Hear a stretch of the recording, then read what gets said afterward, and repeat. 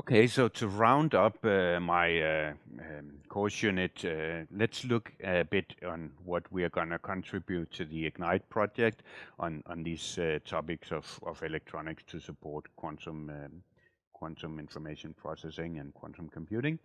So our first efforts are related to the qubit chip carriers that I've been talking about. So we currently have the QBoard product that supports, say, 4 to 8 quantum dot qubits.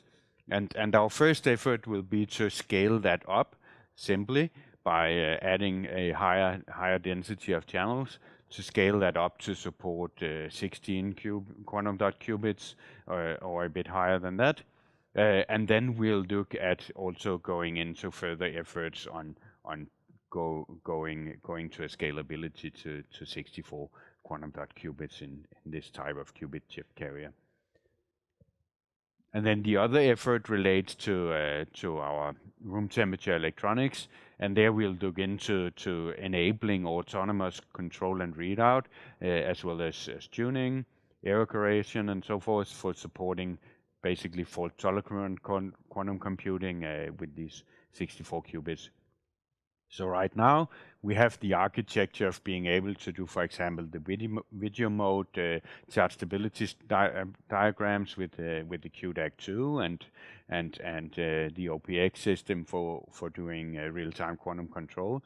And we'll start to look into integrating these things in an integrated architecture that can then be used for example, multidimensional calibration, dynamic tuning of higher qubit number systems. So we will collaborate with the partners in the project to start and enable these techniques to actually be used on the qubit systems. And then, of course, looking ahead at future architectures, we'll start to do all of this real time and start to integrate some of the AI or machine learning onto the hardware and look at how that can be used, for example, for error correction schemes. So that sums it up, and that was my presentation on electronics for quantum computing technologies here in the IGNITE project. I was Søren Andersen, Senior Product Manager here with QDEL and Quantum Machines.